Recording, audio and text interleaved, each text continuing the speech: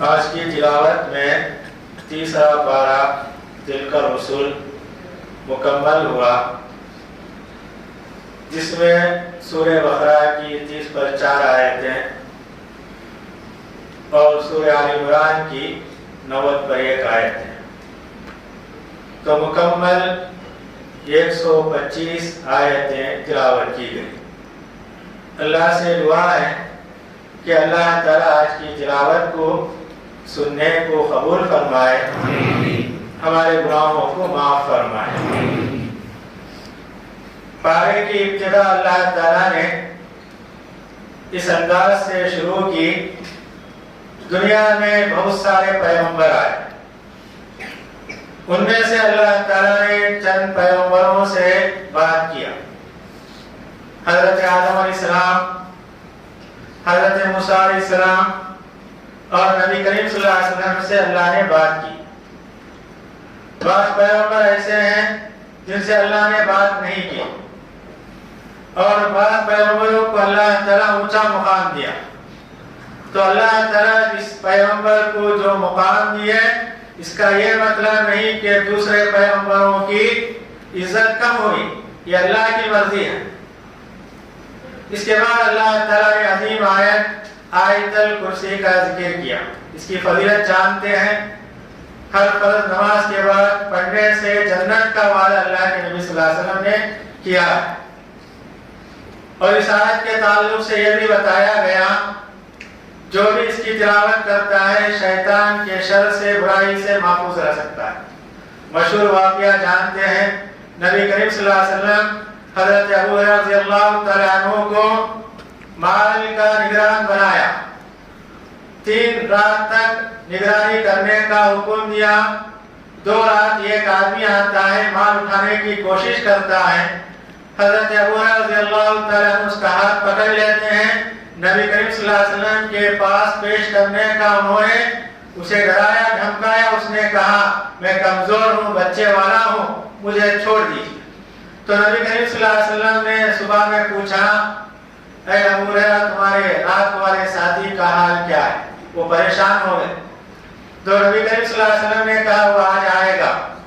وہ آیا تو نبی کریم صلی اللہ علیہ وسلم کے کہنے کے مطابق حضرت ابو ہریرہ رضی اللہ تعالیٰ عنہ اس کا ہاتھ پکڑ لیتے ہیں، میں صبح سویرے تجھے نبی کریم صلی اللہ علیہ وسلم کے سامنے پیش کروں گا۔ وہ آدمی کہتا ہے کل نہیں آؤں گا، میں تم کو ایک بات بتا کے جاتا ہوں۔ وہ کہتا ہے آیت الکرسی پڑھو۔ صبح کو نبی کریم صلی اللہ علیہ وسلم پوچھتے ہیں تمہارے رات والے ساتھی کا حال کیا ہوا؟ تو حضرت ابو ہریرہ رضی اللہ تعالیٰ عنہ نے کہا جاتے ہوئے اس نے یہ کہا آیت الکرسی پڑھ کے جاؤ، میں نہیں آؤں گا۔ تو نبی کریم صلی اللہ علیہ وسلم نے کہا جانے والا باطل یعنی شیطان تھا، مگر صحیح بات کہہ کے گیا۔ تو آیت الکرسی کے اندر اللہ تعالیٰ نے اپنی صفتوں کا ذکر کیا۔ سب سے پہلے اللہ تعالیٰ یہ کہتے ہیں اللہ لا الہ الا هو الحی القیوم، اللہ کے سوا کوئی عبادت کے لائق نہیں، اللہ زندہ ہے، نگرانی کرنے والا۔ الحی القیوم کیا ہے؟ اللہ کے بڑے نام ہیں۔ نبی کریم صلی اللہ علیہ وسلم نے کہا جو بھی ان ناموں کے ساتھ اللہ سے دعا کرتا ہے اللہ تعالیٰ دعا قبول کرتے ہیں۔ حدیث میں نبی کریم صلی اللہ علیہ وسلم نے بتایا یا حی یا قیوم برحمتک نستغیث۔ اس کے بعد اللہ تعالیٰ کہتے ہیں اللہ کی ذات ایسی ہے نہ اسے اونگنا آتا ہے نہ اسے نیند آتی۔ پھر اللہ تعالیٰ کہتے ہیں جو کچھ آسمان و زمین میں ہے وہی اللہ کا مالک ہے۔ قیامت کے دن کوئی اللہ کے نزدیک کسی کی سفارش نہیں کرے گا جب تک کہ اللہ کا حکم نہ ہو۔ اللہ تعالیٰ سب سے پہلے نبی کریم صلی اللہ علیہ وسلم کو سفارش کرنے کا حکم دیں گے، اس کے بعد اللہ تعالیٰ توحید پرستوں کو اللہ تعالیٰ سفارش کرنے کا حکم دیتے ہیں۔ پھر اللہ تعالیٰ کہتے ہیں اللہ کا علم وسیع ہے، کشادہ ہے، کوئی اس کے علم کو گھیر نہیں سکتا۔ جتنا اللہ تعالیٰ کسی کو علم دیتا ہے اتنا علم وہ حاصل کر سکتا ہے۔ پھر اللہ تعالیٰ کہتے ہیں اللہ کی کرسی کیا ہے؟ آسمانوں اور زمینوں پر کشادہ ہے۔ اللہ تعالیٰ کی قدرت بے انتہا ہے، آسمانوں اور زمین کی ہر چیز کو اللہ تعالیٰ اپنے قبضہ قدرت میں کر رکھا ہے۔ اور آخر میں اللہ تعالیٰ یہ کہتے ہیں اللہ تعالیٰ آسمانوں اور زمینوں کو پیدا کرنے سے آج تک اس کی نگرانی کرتا ہے، اس کی نگرانی کرنے میں اللہ تعالیٰ کو تھکان محسوس نہیں ہوتی۔ اس کے بعد اللہ تعالیٰ نے 3 واقعات بیان کیے، 2 حضرت ابراہیم علیہ السلام کا واقعہ، 1 حضرت عزیر علیہ السلام کا واقعہ۔ پہلا واقعہ ابراہیم علیہ السلام کا واقعہ ہے، بادشاہ کے سامنے پیش ہوتے ہیں تو بادشاہ نمرود کہتا ہے تمہارا رب کون ہے؟ تو ابراہیم علیہ السلام نے کہا میرا رب وہ ہے جو زندہ کرتا ہے موت کرتا ہے۔ نمرود کیا یعنی قید خانے سے 2 قیدی کو بلاتا ہے، ایک کو قتل کرنے کا حکم دیتا ہے، دوسرے کو زندہ چھوڑنے کا حکم دیتا ہے۔ تو نمرود کہتا ہے میں بھی زندہ کرتا ہوں موت دیتا ہوں۔ تو ابراہیم علیہ السلام نے کہا میرا رب روزانہ سورج مشرق سے نکالتا ہے تو مغرب سے نکال، وہ پریشان ہو جاتا ہے۔ دوسرا واقعہ حضرت علیہ السلام کا بتایا گیا، ایک گاؤں سے گزرے، گاؤں اجڑ گیا تھا، چھتوں کے بل زمین پر گر گیا تھا، اس کے لوگ نہیں تھے، انہوں نے سوچا کہ اللہ تعالیٰ دوبارہ اس گاؤں کو آباد کرے گا، تو اللہ تعالیٰ ان کو 100 سال موت کے آغوش میں لے جاتے ہیں۔ 100 سال کے بعد اللہ تعالیٰ ان کو زندہ کرتے ہیں، پوچھتے ہیں کہ تم کتنی دیر آرام کیے؟ وہ کہتے ہیں 1 دن یا آدھا دن۔ تو اللہ تعالیٰ نے کہا بالکل 100 دن تم موت کے آغوش میں چلے گئے، اور اللہ تعالیٰ نے ان کو یقین دلانے کے لیے کہا تمہارے ساتھ جو گدھا تھا اس کی ہڈیاں تمہارے سامنے نظر آتی ہیں، تمہارے کھانے اور پینے کا سامان ہے اس کے اندر سران نہیں آئی ہے۔ پھر اللہ تعالیٰ ان کے سامنے گدھے کو زندہ کرتے ہیں، زندہ ہو جاتا ہے۔ علیہ السلام کہتے ہیں مجھے یقین ہو گیا مرنے کے بعد تو پیدا کرنے والا ہے۔ پھر اللہ تعالیٰ نے ابراہیم علیہ السلام کا واقعہ بیان کیا۔ ابراہیم علیہ السلام اللہ تعالیٰ سے کہتے ہیں اے اللہ تو مردوں کو زندہ کیسا کرتا ہے؟ تو اللہ تعالیٰ سوال کرتے ہیں کیا تمہیں یقین نہیں ہے؟ تو ابراہیم علیہ السلام کہتے ہیں میرے دل کے اطمینان کے لیے، یقین کے لیے میں تجھ سے سوال کرتا ہوں۔ تو اللہ تعالیٰ نے کہا 4 پہلوؤں کو تم اپنے پاس رکھ لو، ان سے دوستی کر لو، پھر ان 4 پہلوؤں کو کاٹ کر پہاڑ کے اوپر ڈال دو، پھر ان کا نام لے کر پکارو تمہارے پاس اڑ کر آئیں گے۔ ایسا ہی کرتے ہیں، پرندے اڑ کے آتے ہیں۔ تو ابراہیم علیہ السلام نے کہا اے اللہ مجھے یقین ہو گیا تو زبردست حکمت والا ہے۔ اس کے بعد اللہ تعالیٰ تفصیل سے اللہ کے راستے میں انفاق یعنی خرچ کرنے کی کیا فضیلت ہے اللہ تعالیٰ ایک مثال دیتے ہیں۔ کوئی زمین میں ایک بیج ڈالتا ہے، 7 باریاں اگتے ہیں، ہر باری کے اندر 100 دانے ہوتے ہیں۔ تو اللہ تعالیٰ کہتے ہیں اللہ کے راستے میں 1 پیسہ دیا جاتا ہے تو اللہ تعالیٰ اس کا اجر و ثواب 700 یا اس سے بڑھ کر دیتے ہیں اگر نیت صاف۔ پھر اللہ تعالیٰ نے بتایا اللہ کے راستے میں دیتے ہو اپنے صدقات کو برباد مت کرو، احسان جتا کر تکلیف دے کر۔ بار بار احسان جتانا تکلیف دینا یہ مناسب نہیں، کیونکہ یہ ہمارے اجر کو برباد کرنے والی چیز ہے۔ مثال دے کر اللہ تعالیٰ یہ کہتے ہیں اگر پہاڑ کے اوپر بارش ہوتی ہے، بارش کا ایک خطرہ اس پر نہیں رہتا ہے، تمہارا دیا ہوا مال اگر تم احسان جتاتے ہو تکلیف دیتے ہو تمہیں کچھ بھی اجر و ثواب نہیں ملتا۔ پھر اللہ تعالیٰ تفصیل کے ساتھ یہ کہتے ہیں اللہ کے راستے میں جو بھی دیتے ہیں اچھا ہو، اس کے اندر ردیع قسم کا حقیر قسم کا نہیں ہو۔ ہم خود کوئی بری چیز نہیں لیتے ہیں، اچھی چیز نہیں لیتے، اچھی چیز کو قبول کرتے ہیں تو اللہ تعالیٰ کہتے ہیں اچھی چیز تم اللہ کے راستے میں ہو۔ پھر اللہ تعالیٰ یہ کہتے ہیں ایسے لوگوں کو دو جو محتاج ہیں، شرم کے مارے تمہارے سامنے نہیں مانگتے، ان کو تلاش کر کے ان کے گھروں کو جا کر تمہارا مال ان تک پہنچاؤ، یہ اجر و ثواب میں زیادہ بہتر ہے۔ اس کے بعد اللہ تعالیٰ نے سود کا ذکر کیا اور یہ کہا جو لوگ دنیا کے اندر سود کا بیپار کرتے ہیں، سود دیتے ہیں، لیتے ہیں، وہ اپنے خبروں سے اس طریقے سے اٹھیں گے جس طرح دیوانہ آدمی، بہکا ہوا آدمی خبر سے اٹھتا ہے، اسی طرح وہ خبروں سے اٹھیں گے۔ اور اللہ تعالیٰ کہتے ہیں اس وجہ سے ان کو ایسا اٹھایا جاتا ہے۔ دنیا کے اندر لوگوں کے سامنے یہ کہتے تھے سود بھی کیا ہے، تجارت کے برابر ہے، تجارت میں بھی مال خرچ ہوتا ہے، سود میں بھی مال خرچ ہوتا ہے۔ تو اللہ تعالیٰ کہتے ہیں سود کیا ہے، حرام ہے۔ سود کے معنی کیا ہے، جسے قرض دیتے ہیں وصولی کے وقت کیا ہے، قرض سے زیادہ رقم وصول کرنا یہ سود ہے، اسلام اسے حرام قرار دیا۔ جبکہ اللہ تعالیٰ کہتے ہیں اللہ تعالیٰ سود کو مٹاتا ہے، صدقات و خیرات کو بڑھاتا ہے، اس کے اندر برکت دیتا ہے۔ اور اللہ تعالیٰ کہتے ہیں جو لوگ سننے کے باوجود سود کا بیپار نہیں چھوڑتے تو اللہ تعالیٰ ان سے کہتے ہیں اللہ اور اس کے رسول سے جنگ کرنے کے لیے تیار ہو جاؤ۔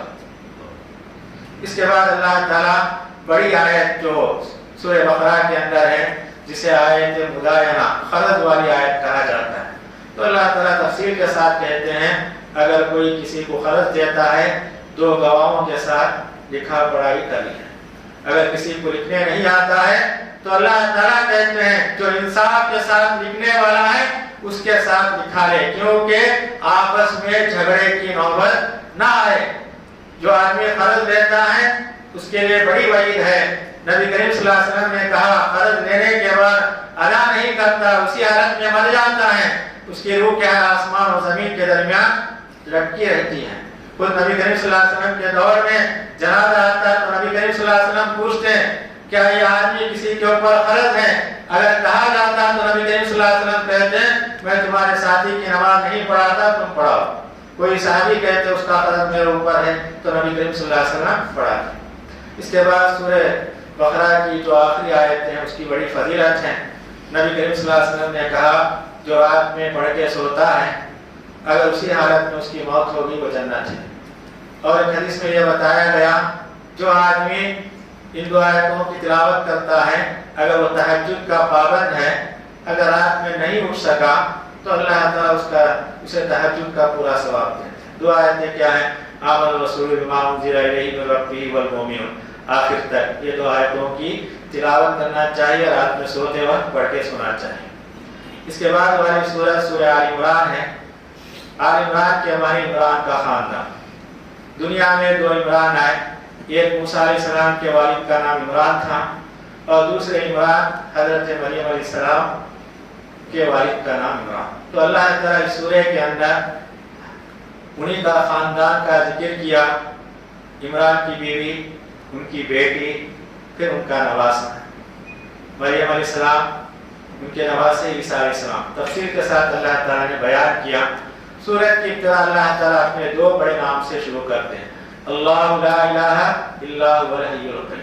پھر اللہ تعالیٰ نے بتایا قرآن مجید کے اندر چند آیتیں محکم ہیں جس کا معنی آسانی سے سمجھ میں آتا ہے، چند آیتیں ایسی ہیں جس میں شک و شبہ پیدا ہوتا ہے، اور اللہ تعالیٰ نے اس کا سبب یہ بھی بتایا تمہارا علم کیا ہے اس کی تہ تک نہیں جا سکتا۔ مثال کے طور پر اللہ کی کرسی ہے، کرسی کیسی ہے یہ سمجھ میں آنے والی بات نہیں، اللہ کا عرش ہے کیسا ہے سمجھ میں آنے والی بات نہیں، اللہ تعالیٰ سننے والے ہیں، اللہ کے کان کیسے ہیں معلوم ہے، اللہ دیکھتے ہیں، یہ تمام کیا ہے اللہ کی صفتیں ہیں، اس کی گہرائی میں جانے کی ضرورت نہیں، اللہ سننے والا ہے یہی کافی ہے ہمارے لیے۔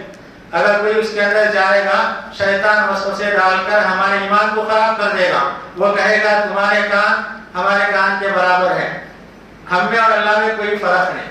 اس قسم کے اشکال انسان کے دل میں آ سکتے ہیں، تو اللہ تعالیٰ کہتے ہیں اس کے اندر جانے کی ضرورت نہیں، جو اہم باتیں ہیں احکام ہیں مسائل ہیں اسے جانو اس پر عمل کرو۔ اس کے بعد اللہ تعالیٰ نے یہ دعا سکھائی ربنا لا تزغ قلوبنا بعد إذ هديتنا وهب لنا من لدنك رحمة إنك أنت الوهاب۔ اے اللہ تو ہم کو ہدایت دیا، ہدایت دینے کے بعد تو ہم کو گمراہ نہ کر۔ یہ ہمیشہ دعا کرتے رہنا چاہیے، ہم مسلمان ہیں، مومن ہیں، نمازی ہیں، اللہ سے دعا کرنا ہے اللہ تو ہم کو ہدایت دیا، ہدایت دینے کے بعد ہم کو تیرا مت کر، کیونکہ کیا ہے تو لوگوں کو ہدایت دینے والا ہے۔ اس کے بعد اللہ تعالیٰ نے یہ بتایا دنیا میں مختلف قسم کے لوگوں کی محبتیں ہوتی ہیں، کسی کو عورتوں سے محبت ہوتی ہے، کسی کو مال سے محبت ہوتی ہے، کسی کو سونے اور چاندی سے محبت ہوتی ہے، کسی کو گھوڑوں سے محبت ہوتی ہے، کسی کو جانوروں کو پسند کرتے ہیں۔ تو اللہ تعالیٰ کہتے ہیں تمام چیزیں کیا جب تک زندگی ہے تمہارے ساتھ یہ رہنے والی ہے، ان چیزوں کے ذریعے تم آخرت کی تیاری کرو، اللہ کے نزدیک کیا اس سے بہتر نعمتیں تم کو ملنے والی ہیں۔ اس کے بعد اللہ تعالیٰ یہ بتاتے ہیں دنیا میں اللہ تعالیٰ کسی کو حکومت دیتے ہیں، کسی سے چھین لیتے ہیں، کسی کو عزت دیتے ہیں، کسی کو ذلیل کرتے ہیں، یہ اللہ کے ہاتھ میں۔ پھر اللہ تعالیٰ یہ کہتے ہیں کہ اللہ کی ذات کیا ہے، مردے سے زندے کو پیدا کرتا ہے، زندے کو مردے سے پیدا کرتا ہے۔ اس کی مثال کیا ہے، مرغی ہے زندہ، اس سے انڈا مردہ پیدا ہوتا ہے، پھر اسی انڈے سے اللہ تعالیٰ مرغی پیدا کرتے ہیں جبکہ انڈا کیا ہے مردہ ہوتا ہے۔ یہ تمام اللہ کی قدرت ہے۔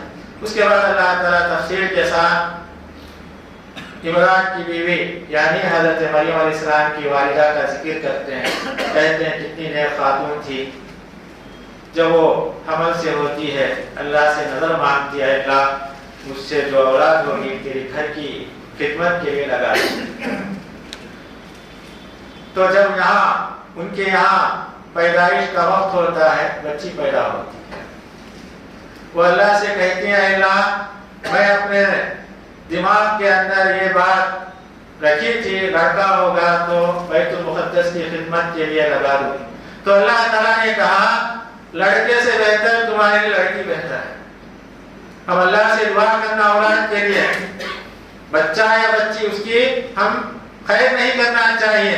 اللہ جانتا ہے کہ ہمارے لیے کون سی اولاد بہتر ہے.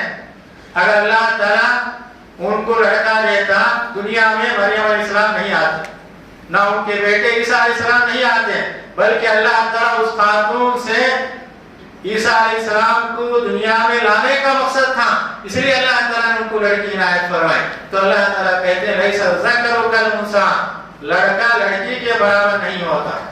وہ خاتون پیدا ہوتے ہی مریم علیہ السلام کا نام ان کا نام رکھا جاتا ہے. پھر اللہ سے دعا کرتے ہیں اللہ اسے اور اس کی اولاد کو شیطان کی برائی سے محفوظ رکھ. نبی کریم صلی اللہ علیہ وسلم نے کہا دنیا میں جو بھی بچہ پیدا ہوتا ہے رونے لگتا ہے شیطان کیا ہے اسے لوچتا ہے مگر دنیا میں 2 بچے ایسے ہیں جن کو شیطان نہیں لوچا. ایک مریم علیہ السلام ان کے بیٹے حضرت عیسیٰ علیہ السلام کیونکہ ان کی والدہ کی دعا تھی.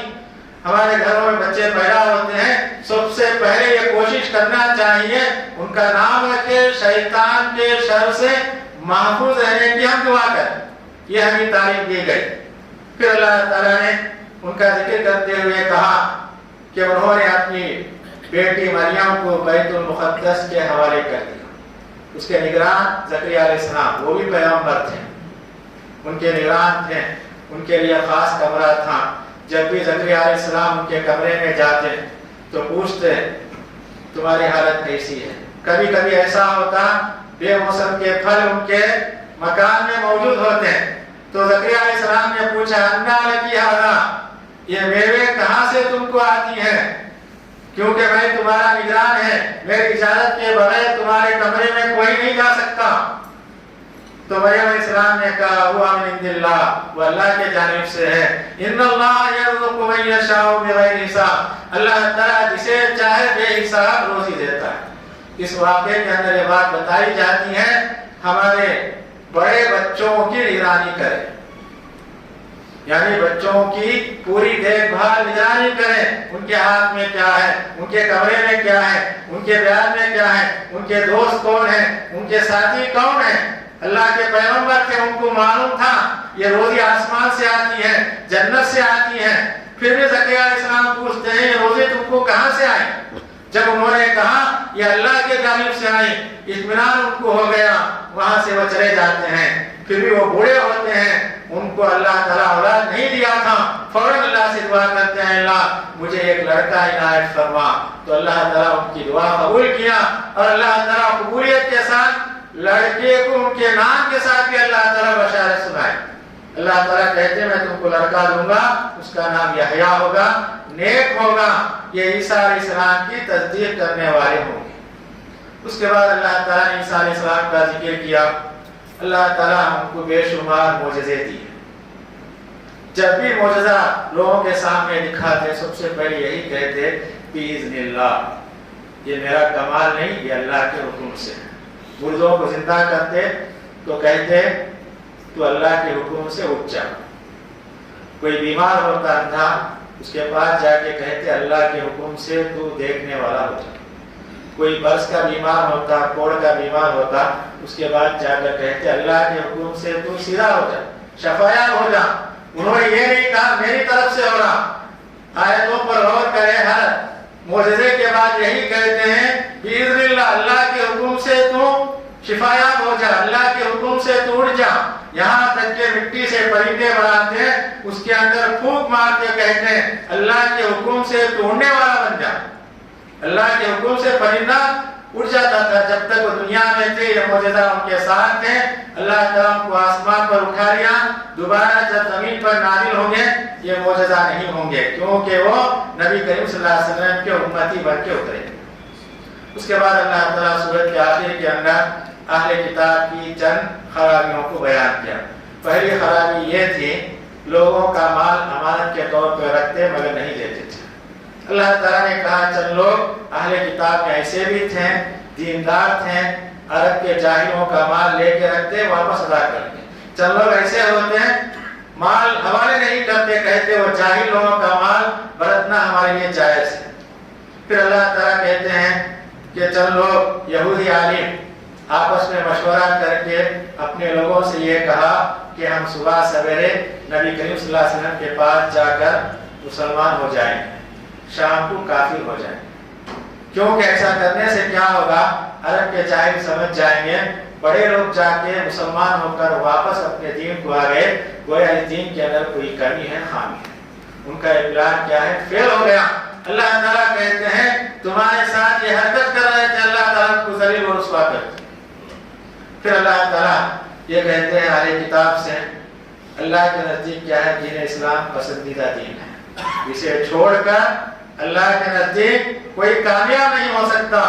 اہل کتاب کو دعوت دی جاتی ہے تم جس پیغمبروں کو مانتے ہو وہ تمام پیغمبر اپنے بعد دوسرے پیغمبر آنے کی بشارت سنائی تھی۔ عیسیٰ علیہ السلام، موسیٰ علیہ السلام، خود نبی کریم صلی اللہ علیہ وسلم نے آخری پیغمبر آنے کی بشارت سنائی تھی، اس کے باوجود تم کیوں ایمان نہیں لاتے ہو؟ ایمان لاؤ، تمہارے لیے بہتر ہے۔ اور بارے کے آخر میں اللہ تعالیٰ کہتے ہیں قیامت کے دن جو کافر دنیا میں مرتے ہیں زمین بھر کا سونا دے کر، مال دے کر اللہ کے عذاب سے بچ نہیں سکتے، بلکہ اللہ کے نزدیک کامیابی ایمان اور عمل کی بنیاد پر ہے۔ بس پارے کے اندر جو اہم باتیں تھیں میں نے آپ کے سامنے رکھی۔ اللہ سے دعا ہے کہ اللہ تعالیٰ ہم تمام کو آج کی تلاوت کے اندر جو مضامین یا تلاوت ہم نے سنی ہے اللہ تعالیٰ اسے قبول فرمائے، ہمارے گناہوں کو معاف فرمائے۔ ربنا تقبل منا انک انت السمیع العلیم وتب علینا انک انت